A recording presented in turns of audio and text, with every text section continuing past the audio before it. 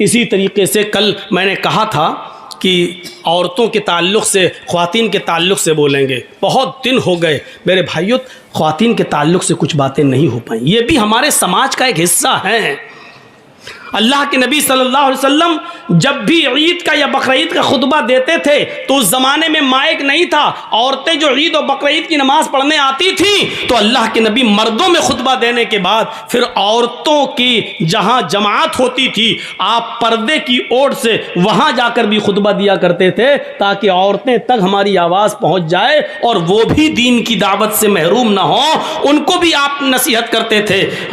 या माशरन निसाई तसद्दक़ नफ़इन्नी उरीतुकुन्ना अक्सर अहलिन्नार, ऐ औरतों की जमात तुम ज़्यादा से ज़्यादा सदका और खैरात करो क्योंकि मैंने तुम्हें सबसे ज़्यादा जहन्नम में जलते हुए देखा है। फ़इन्नी उरीतुकुन्ना अक्सर अहलिन्नार, सबसे ज़्यादा जहन्नम में तुम्हें सबसे ज़्यादा जलते हुए देखा है। लेकिन औरतें उस ज़माने की कितनी दीनदार थीं, कहने लगी अल्लाह के रसूल आगे हमें कुछ नहीं सुनना है, बस जितना बताया उतना ही काफ़ी है, बस इतना बता दीजिए कि औरतें सबसे ज़्यादा जहन्नम में क्यों जाएंगी। यहाँ तो जर्जी साहब अगर 1.5 घंटा बोल दे तब भी आधा घंटा और 2 घंटा बोल दे तो और बहुत जल्दी ख़त्म हो गया मौलाना साहब, अभी तो पता ही नहीं चला टाइम। अरे तुम्हें पता नहीं चला, जो बोल रहा उससे तो पूछो। हमें सुनने का शौक़ है, उधर सुनने का शौक़ नहीं था। बस आपने कहा औरतों को सबसे ज़्यादा जहन्नम में जलते हुए देखा है, रीज़न बता दीजिए सबसे ज़्यादा औरतें जहन्नम में क्यों जलती हुई दिखाई दी, वो किस वजह से जहन्नम में गई, हमें इतना बता दीजिए ताकि उस काम को हम छोड़ दें। आगे की नसीहत बाद में। अगर अमल सुन तो लें बहुत ज़्यादा और अमल एक पे भी ना करें तो बेकार है। कम सुनना है लेकिन अमल करना है। हमें बताइए क्यों गई। अल्लाह के नबी ने फरमाया तुम सबसे ज़्यादा जहन्नम में इसलिए गई हो, तुम सबसे ज़्यादा जहन्नम में इसलिए डाली गई हो, तुकसिरनल लाना तकफुरनल अशीर, पहली वजह यह है कि तुम लानो तान ज़्यादा करती हो, तुम चुगली ज़्यादा करती हो। 2, 3, 4 लड़के अकेले अगर जा रहे हो साथ में मिलकर सड़क पर तो हो सकता है कि वो खामोशी के साथ चल दें, लेकिन अगर 2-3 लड़कियां साथ में स्कूल जा रही हों तो आप देखेंगे कि पीछे आप बाइक का हॉर्न ही बजाते रहें, वो सुनाई ही नहीं देगी। क्यों? वो बातों में, अपनी सहेलियों की बातों में लगी हुई हैं, उनको नहीं सुनाई देगा क्योंकि उनकी बातें आपके हॉर्न के बाइक के हॉर्न से ज़्यादा वो उसमें मस्त है, बातों में लगी हुई हैं, नहीं सुनाई दे रहा हॉर्न। तो एक तो लानो तान ज़्यादा करती हो और दूसरी वजह तुम्हारे जहन्नम में जाने की है कि तकफुरनल अशीर, शौहरों की नाफरमानी तुम ज़्यादा कर दो। ये तो आप औरतों को भी बोला करते थे। और इस वक्त बड़ा मुद्दा जो उठा और आज देख लीजिए जो सोशल मीडिया पे चल रहा है, किसी आदमी का जो मर्डर कर दिया गया है और मार दिया गया है, ये होना है, इलेक्शन का दौर है ना। किसी तरीके से, अरे आपके यहाँ की बात नहीं कर रहे हैं, हम कर्नाटक की बात कर रहे हैं, आप यहाँ अनीस को घुसेड़ दिए। आज देख लीजिए बजरंग दल का कोई आदमी था, है कितना चर्चा उसका हो रहा और उसके तार मुसलमानों से जोड़ने की कोशिश की जा रही है, और कोई बड़ी बात नहीं। जैसे 2024 के इलेक्शन के मौके पर पुलवामा हमला हो गया, तो ये ध्रुवीकरण का सब कुछ होगा, अंदंद हेरा फेरी सब कुछ किया जाएगा और होगा। हिजाब का मुद्दा उठा, होना तो ये चाहिए था हिजाब के मुद्दे पर उठने के बाद कि हमें कोई जलूस नहीं निकालना था, कोई एहतिजाज नहीं करना था, लेकिन एक ऐसा मंसूबा होना चाहिए हमारी औरतों के अंदर, हमारी ख्वातीन के अंदर कि जिस चीज को मुद्दा बनाया अब हम करके दिखाएंगे और इस्लाम की इस अहम रुकन को हम जिंदा करके दिखाएंगे। तो जितनी बेपर्दा घूम रही थी उन सबको पर्दे में आ जाना चाहिए। बाजारों में भी अपना एहतिजाज इस तरीके से पेश करें कि नहीं, ये मसला सिर्फ उन बच्चियों का नहीं रहा, जो स्कूल में पढ़ रही और उनको हिजाब से रोका जा रहा है, अब हम बाजारों में जाएंगे तो हिजाब पहनकर जाएंगे, अब हम मायके जाएंगे तो हिजाब पहनकर जाएंगे। होना यह चाहिए था कि अब उसको अपनी आन से और अपनी शान से और अपने मजहब के से जोड़कर देखना चाहिए था हमारी मां बहन बेटियों को। लेकिन जुलूस निकाल देने से तो हम उन्हीं का काम कर रहे हैं। उनको तो यही हथियार चाहिए जो हम उनके हाथ में दे देते हैं कि लो साहब, वो अपने मकसद में कामयाब हो जाते हैं। होना यह चाहिए था, हो ये रहा है। चलेगा, 10 मार्च के बाद सब ठंडा हो जाएगा, फिर उस इलाके में चलेगा जहां फिर इलेक्शन का दौर होगा। ये चीजें चलती रहेंगी, लेकिन इसमें कोई शक नहीं है कि औरत पर पर्दा फर्ज है। आज मैं आपको कुछ ऐसी चीज बताना चाहता हूं कि लफ्ज़ औरत ही ये बतलाता है कि पर्दा है। औरत, फीमेल, उर्दू में क्या कहेंगे? औरत। हिंदी में क्या कहेंगे? स्त्री। इंग्लिश में कहेंगे वोमेन। उर्दू और अरबी ये दोनों लफ्ज़ क्या है? औरत। और ये औरत का लफ्ज़ इतना मशहूर हुआ कि हिंदी की जो किताबें हैं सिलेबस, उसमें भी यही पढ़ाया जाता है। छोटे ओ से ओखली, बड़े ओ से औरत। खुद हिंदू सिलेबस में भी यही लिखा है औरत। लेकिन औरत का माना क्या होता है? औरत का माना ही होता है सतर। औरत का माना ही होता है छिपाई जाने की चीज। औरत का माना होता है, खुलकर सही माना बता दूं, औरत का माना होता है नंगा या नंगी। और नंगी चीज को छिपाया जाता है। जो चीज बरहना हो उसको छिपाई जाती है। तो औरत के माना क्या होते हैं? नंगा या नंगी, उसको छिपाया जाए। कुरान करीम की आयत से समझाने की कोशिश करता हूं।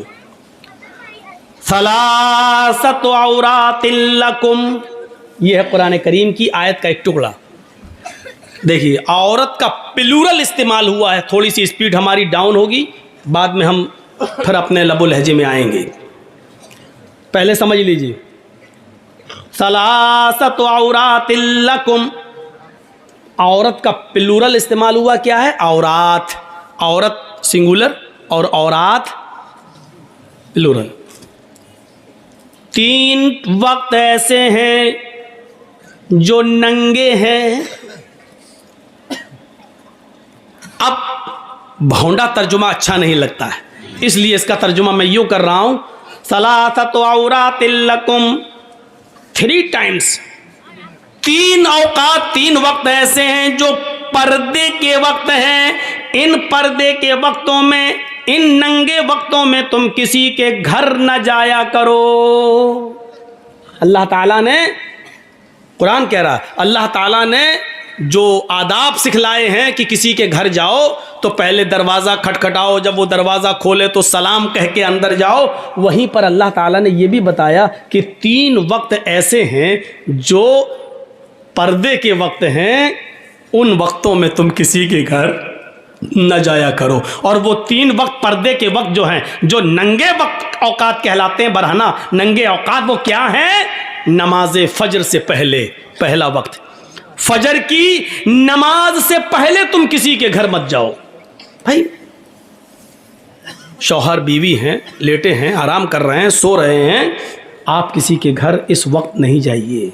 मना किया है फजर की नमाज से पहले किसी के घर जाने से। नमाजे इशा के बाद किसी के घर मत जाओ। 2 वक्त हो गए। नमाजे फजर से पहले किसी के घर मत जाओ और इशा की नमाज के बाद किसी के घर मत जाओ, क्योंकि इशा की नमाज के बाद वक्त जो होता है वो सोने का वक्त होता है। हमारे यहाँ इशा की नमाज का वक्त गुलछर्रे उड़ाने का वक्त होता है, क्रिकेट खेलने का वक्त होता है, पूरी पूरी रात कैरम बोर्ड खेलने का वक्त होता है।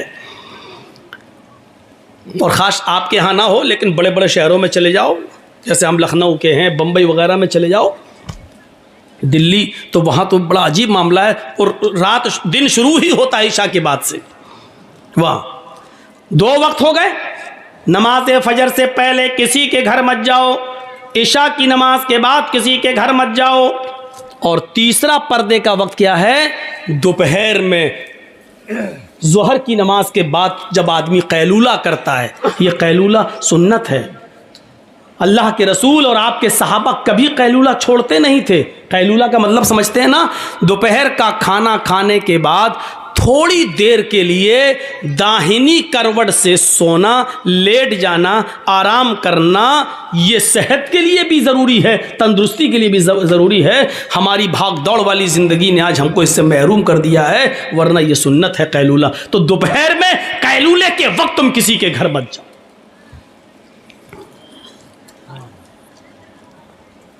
तो ये 3 वक्त पर्दे के वक्त बताए हैं, किसी के घर इन वक्तों में नहीं जाना चाहिए। बहुत ज़्यादा इमरजेंसी हो, ज़रूरी हो, किसी की तबीयत ख़राब हो, फ़ोन करके बुला रहा हो, तो देखिए मजबूरी में फिर कुछ कंडीशनें बन जाती हैं। मजबूरी में फिर इतनी मजबूरी कि जान जा रही हो, कोई चीज़ नहीं मिल रही हो, तो ऐसी सूरत में तो फिर खिंजीर का, सूअर का गोश्त भी हलाल हो जाता है जान बचाने के लिए। वो फिर मजबूरी की एक कैफियत दूसरी हो जाती है। मैं यहाँ जो कैफियत बतला रहा हूँ वो ये है कि मजबूरी हो तो अलग बात है, वरना इन 3 औकात में किसी के यहाँ नहीं जाना चाहिए। तो यहाँ क्या लफ्ज़ इस्तेमाल हुआ? औरत, और उसका प्लूरल औरात। सलासतु औरातिल लकुम, 3 वक्त ऐसे हैं जो नंगे व औकात हैं, इनको पर्दे की ज़रूरत है। यानी नौकात के अंदर तुम किसी के घर न जाओ। एक जंग हो रही थी, जंग अहज़ाब, ग़ज़वे अहज़ाब के नाम से मशहूर थी। अल्लाह के नबी ने जब सहाबा से उस ग़ज़वे में निकलने के लिए गुजारिश की कि निकलो उस जंग में, तो जो मुनाफिक थे, मुनाफिक जानते हैं ना, उसको बताने की ज़रूरत नहीं। आज थोड़ा सा गर्म पानी रखिएगा क्योंकि लगता है कि जाएगी आवाज़। नहीं है तो मंगा लो थोड़ा सा, आजकल तो चाय की होटलें तो खुली होंगी। तो सुनिए, जब ग़ज़वे अहज़ाब के निकलने का हुक्म दिया मुसलमानों को, सहाबा को, तो उसमें बड़ी अजीब चीज़ बता रहा हूँ आज। तो उसमें जो कुछ मुनाफिक थे, मुनाफिक को मैं इतना बता दूं, मुनाफिक किसे कहते हैं? जो ना इधर होता है ना उधर होता है, ना इस्लाम के अंदर ना कुफ्र के अंदर, उसको पता ही नहीं चलता कि सही क्या है। वो हमारे मुंह पे हमारे जैसी और आपके मुंह पे आपकी जैसी, ये होता मुनाफिक। मुनाफिक को समझाने के लिए सही मिसाल दूं, एक तो होती है नींद, गहरी नींद, हम सो रहे हैं, गहरी नींद सोने वाला आदमी दुनिया की लज्जतों से महरूम है, लेकिन नींद की लज्जत उसको मिल रही है, सुकून उसको मिल रहा है।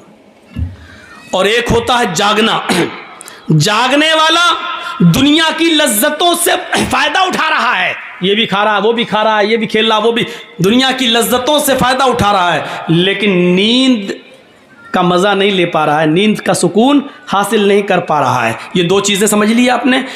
गहरी नींद में जो आदमी सो रहा है वो दुनियावी चीज़ों के मज़े नहीं ले रहा, लेकिन नींद का सुकून उसको मिल रहा है। जागने वाला आदमी दुनियावी चीज़ों से लुत्फ़ अंदोज हो रहा है, एंजॉय ले रहा है, लेकिन नींद के मज़े नहीं ले पा रहा है। बीच में एक नींद कैसी होती है, बैठे बैठे मौलाना जर्जीस तक़रीर कर रहे हैं हम, फिर उठ गए, उठ गए।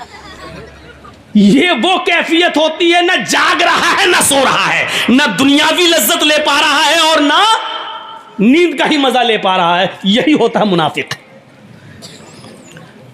न वो कुफ्र के ही मजे ले पा रहा है, न वो आखिरत के मजे ले पा रहा है इस्लाम के। ये है मुनाफिक।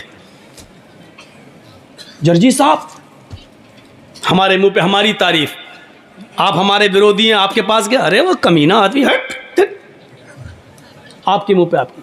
तो ये मुनाफिक थे जो इस शर्त पे अल्लाह के नबी के साथ रह रहे थे कि जब कोई हम पर हमला करेगा, आप पर, तो हम आपका साथ देंगे। जिन्होंने कलमा पढ़ लिया था लेकिन धोखा देने के लिए, और अल्लाह के रसूल और सहाबा उनको मुसलमान समझ रहे थे कि ये तो कलमा गो हैं, हमारे भाई हैं। सारे लोग जब जाने लगे ग़ज़वे अहज़ाब में, तो ये मुनाफिक लोगों ने क्या कहा, आए अल्लाह के नबी, अय अल्लाह के रसूल, हम ग़ज़वे में शिरकत नहीं कर सकते, हम जंग में नहीं जा सकते हैं। कुरान पढ़िए, कुरान क्या कहता है?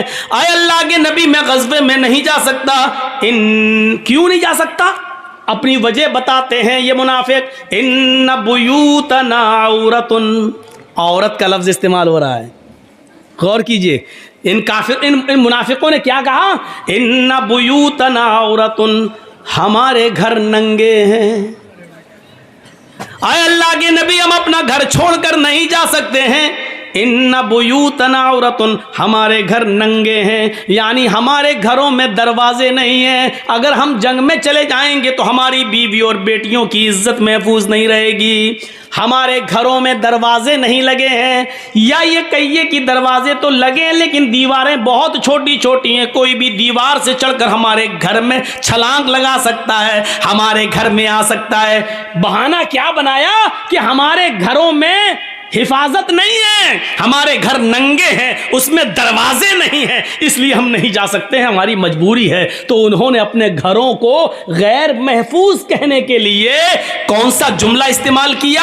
औरत का वर्ड इस्तेमाल किया, जो कुरान में आया है, इन्ना बुयूतना औरतुन, हमारे घर नंगे हैं। औरत का मतलब क्या हुआ? नंगा या नंगी।